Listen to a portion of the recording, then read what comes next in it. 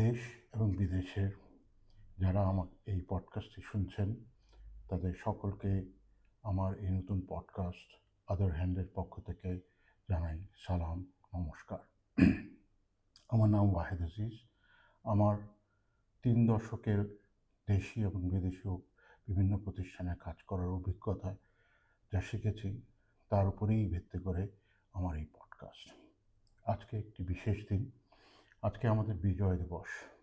তাই প্রথমেই শুরু করার আগে আমাদের স্বাধীনতা যুদ্ধ যারা এনে দিয়েছেন, যাদের আত্মত্যাগে, যাদের নেতৃত্বে আমাদের এই স্বাধীনতা, তাদেরকে জানাই বিনম্র শ্রদ্ধা। আজকে এই বাংলাদেশে বসে এই বাংলাদেশকে নিয়ে আমরা গর্ব করে কথা বলতে পারি, স্বাধীনভাবে মতামত দিতে পারি তাদেরই আত্মত্যাগের জন্য। তাই এই বিশেষ দিনকেই আমি বেছে নিয়েছি আমার এই নতুন পডকাস্ট আদার হ্যান্ড থেকে। আজকের এই বিষয়ে আমি ঠিক করেছি আমি আলোচনা করব। আমাদের বেশ কিছুদিন ধরেই এইটা নিয়ে আলোচনা হচ্ছে। আমাদের যে বন্দর, সেই বন্দরকে বিদেশিদের কাছে একটি চুক্তি করা হয়েছে। সেই চুক্তি ভালো কি মন্দ, তার বিভিন্ন দিক তা নিয়ে আলোচনা করব। সেটার সম্বন্ধে শেষে আমি আমার নিজস্ব কিছু মতামত দিব এবং পরিশেষে আমার এটার পক্ষে বিপক্ষে কী মতামত তা দেওয়ার চেষ্টা করব। আমার মতামতই যে সর্বসিদ্ধ সবাই গ্রহণ করতে হবে তা নয়। আমার এই মতামতকে যদি আপনারা গ্রহণ করেন তাও জানাবেন।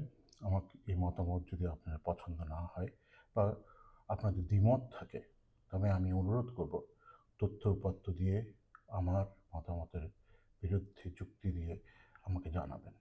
আমি ভুল হলে অবশ্যই স্বীকার করব। প্রথমেই শুরু করি আজকের বিষয় শুরু করার আগে ডেং জিয়াওপিংয়ের একটা উক্তি দিয়ে।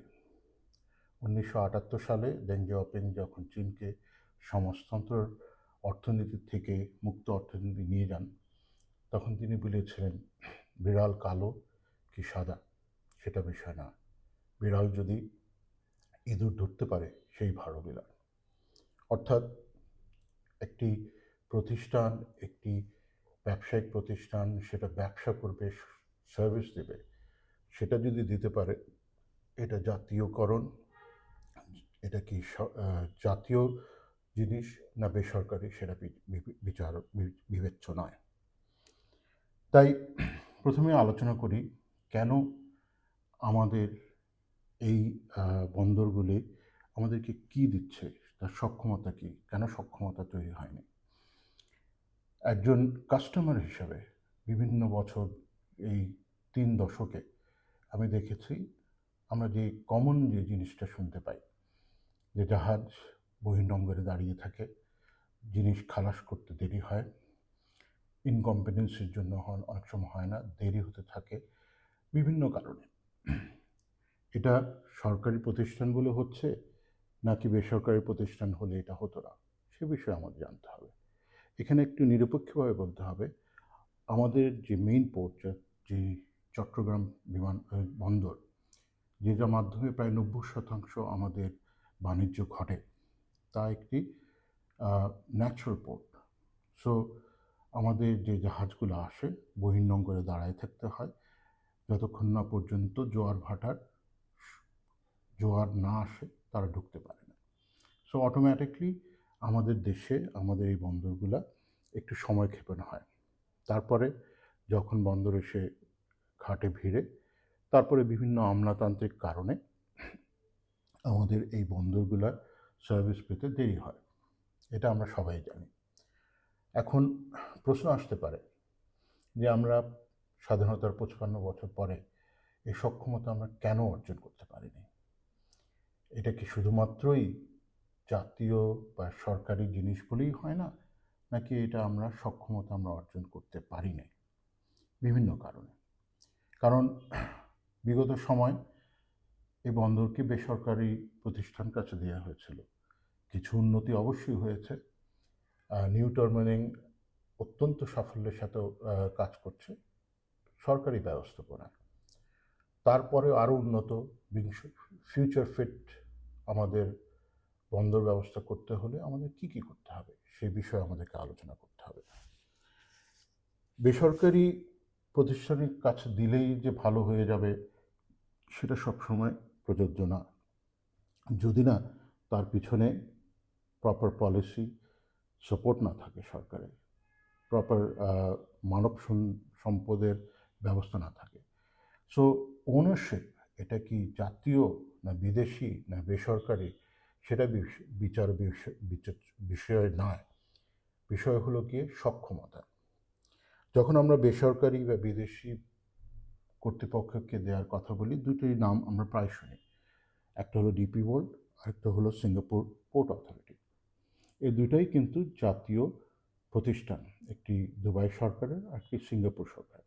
কিন্তু আজকে তারা সক্ষমতা অর্জন করেছে পৃথিবীর বিভিন্ন দেশে বন্দর পরিচালনা। আমরা যদি একটু ব্যাকে যাই, সিঙ্গাপুর কিভাবে করেছে বা দুবাই কিভাবে করেছে, দুজনের পথ চলা কিন্তু একরকম না। সিঙ্গাপুর তার নিজস্ব মানব সম্পদ দিয়ে এই সক্ষমতা ওভার 50 ইয়ার্স অর্জন করেছে।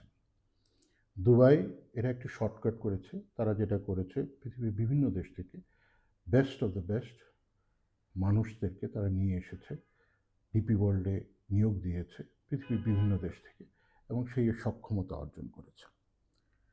আমরা আমাদের নিজস্ব মানুষ দিয়েই এত বছর চালিয়েছে, এবং আমাদের আজকে এই $500 বিলিয়ন যে ইকোনমি, এই ইকোনমির বাণিজ্যের পুরো অংশটাই কিন্তু আমাদের দ্বারাই হয়েছে।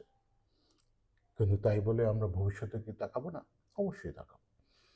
আমরা সরকারি বেসরকারি পার্টনারশিপে করতে পারি, এই বন্দরকে আরও সুন্দর করে সাজাতে পারি, আরও নতুন নতুন বন্দর তৈরি করতে পারি, এবং সেখানে বেসরকারি বিদেশি সবারই ইনভেস্টমেন্ট ইজ ওয়েলকাম। এখন আমরা যদি কাস্টমার ভিউজ থেকে দেখি, কাস্টমার ডাজন্ট ম্যাটার।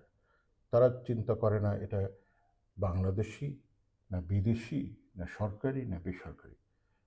আমরা কাস্টমার পয়েন্ট অফ ভিউ থেকে আমরা চাই একটি স্মুথ অপারেশন, যেখানে মধ্যে জাহাজ দিনের পর দিন বহির্নোঙরে দাঁড়িয়ে থাকবে না, অথবা বন্দরে এসে দাঁড়িয়ে থাকবে না, খালাস করবে না। কারণ একটি জাহাজ যারা আমাদের বন্দরে আসে, তারা যদি সময়ের বেশি এখানে থাকে সেটা তাদেরকে ক্ষতিপূরণ দিতে হয়। তারা চাবে যত তাড়াতাড়ি মাল খালাস করে তারা অন্য ডেস্টিনেশনে যাবে। সো এখানের মধ্যে আমাদেরকে চিন্তা করতে হবে কিভাবে আমরা এই সক্ষমতা অর্জন করতে পারি। অবশ্যই বেসরকারি বিনিয়োগের মাধ্যমে, দেশি বিদেশি বিনিয়োগের মাধ্যমে সবচেয়ে ভালো technology, the best technology we can hire and get, we should get it. আমরা জানি যে আমাদের বে টার্মিনালে DP world, Korean company, Singapore port authority, তারা আমাদের এখানে ইনভেস্ট করতে রাজি আছে। That's a very good idea, তারা সেটা আনুক। কিন্তু আমাদের নিজস্ব সক্ষমতা আমরা কেন বিল্ড করতে পারছি না, বা বিল্ড করতে হলে কি করতে হবে, তাও আমাদের খতিয়ে দেখা উচিত। এবং এটার একটা ভালো উদাহরণ আমাদের দেশেই আছে। 90 সালের দিকে যখন আমাদের দেশে টেলিফোন ডিরেগুলেটেড করা হয়, তখন বাংলাদেশ টেলিকম অথরিটি নামে আলাদা একটি প্রতিষ্ঠান করা হয়, যাদের দায়িত্ব ছিল কন্ট্রোল করা, পলিসি দেওয়া, ফ্রিকোয়েন্সি দেওয়া। আর বেসরকারি খাতে বিভিন্ন মোবাইল কোম্পানিকে, অপারেটরকে দেওয়া হয়েছিল লাইসেন্স। এবং আজকে 2025 সালে আমাদের দেশে কোটি কোটি লোক এই সেবা গ্রহণ করছে। এবং প্রথমে যে পরিমাণে আমাদের রেভিনিউ দিতে হতো, বা একটা ফোন কল 14 টাকা লাগতো মিনিট, আজকে কয়েক পয়সায় হচ্ছে।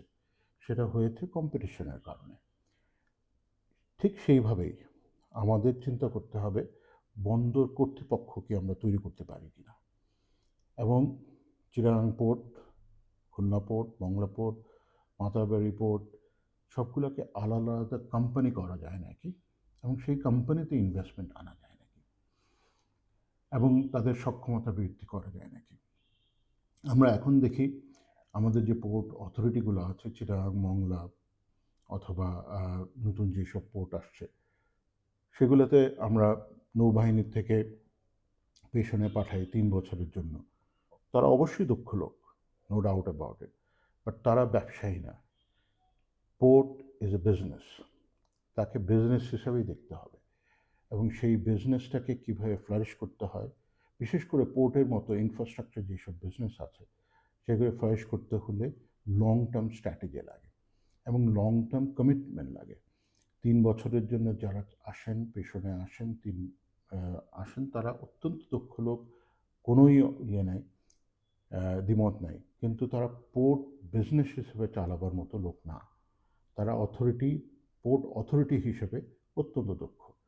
সো আমার অনুরোধ থাকবে, একটি পোর্ট অথরিটি করে এইসব বিভিন্ন বন্দরকে সরকারি মালিকানায় লিমিটেড কোম্পানি করা এবং সেখানে সেই ধরনের স্ট্রাকচার দেওয়া, কর্পোরেট স্ট্রাকচার দেওয়া, এবং তার মধ্যে দরকার হলে অংশীদারিত্বের ভিত্তিতে পিপিপির মাধ্যমে হোক বা বিভিন্ন project build, operate, own and ট্রান্সফারের বেসিসে হোক, আমাদের বিভিন্ন জেটি বা পোর্টকে বিদেশি বিনিয়োগ আনা যেতে পারে।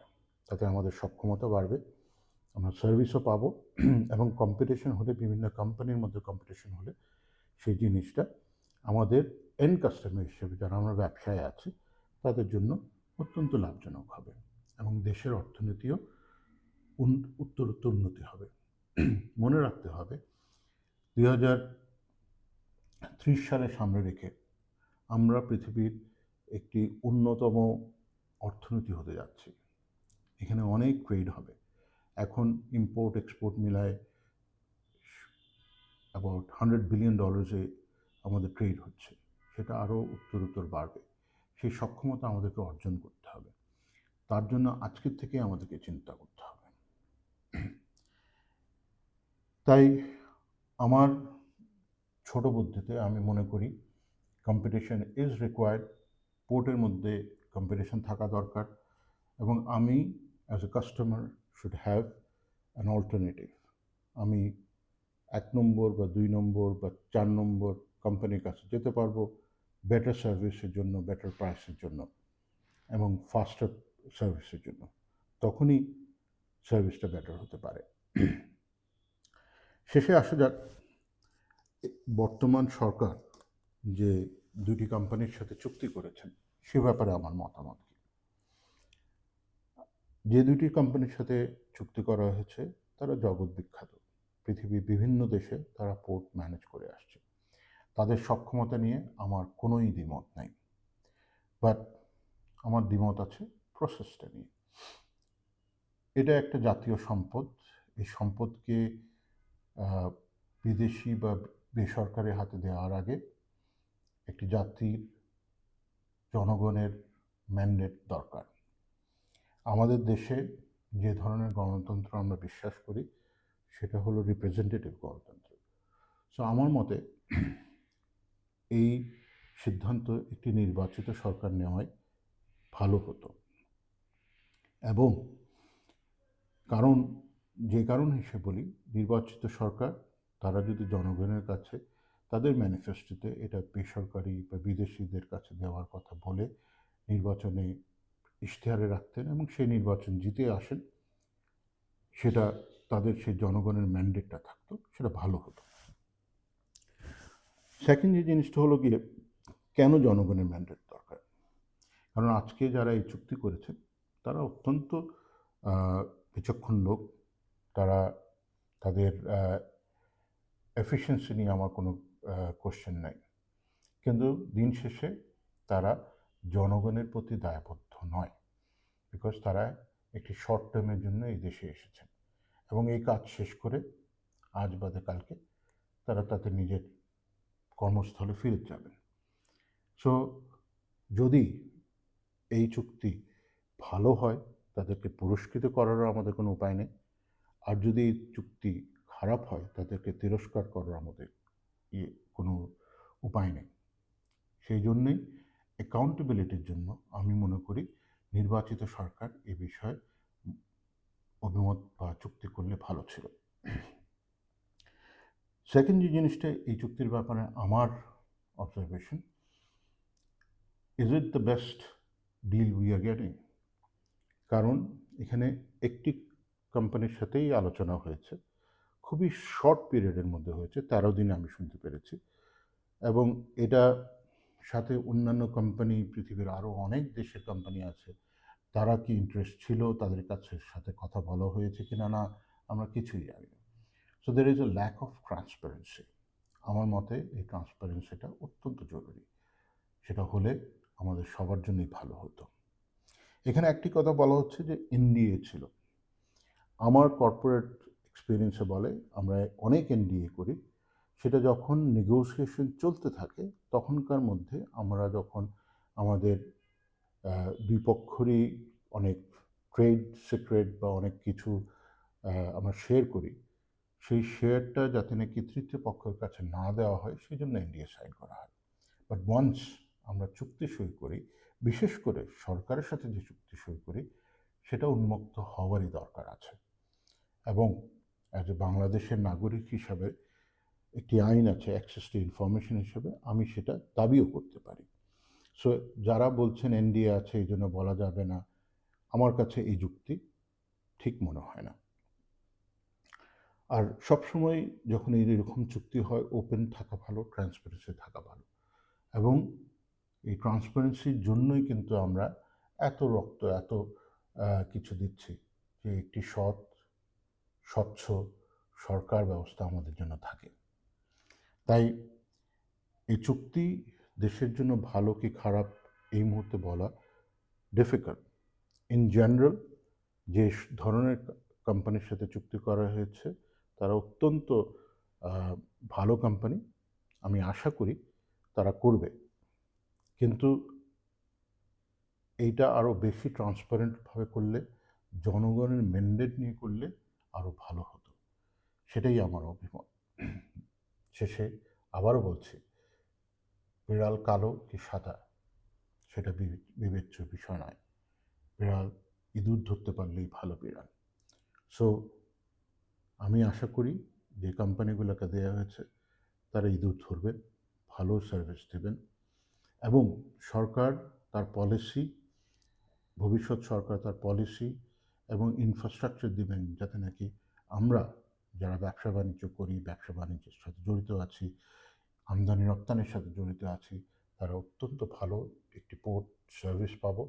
এবং এই পোর্টের মাধ্যমে শুধু চিটাগাং পোর্ট নয়, বে টার্মিনাল এবং ভবিষ্যতে মাতাবাড়ির মাধ্যমে Bangladesh can become a global hub for maritime businesses. ধন্যবাদ আবার আপনার সবাইদেরকে। আপনাদের মতামত ইনবক্সে জানাবেন, আমি লাইক শেয়ার করবেন যদি আপনাদের পছন্দ হয়ে থাকে। ধন্যবাদ। আর আজকে আবার বিজয় দিবসের শুভেচ্ছা জানিয়ে আমি আজকে এখানেই শেষ করছি। ভালো থাকবেন।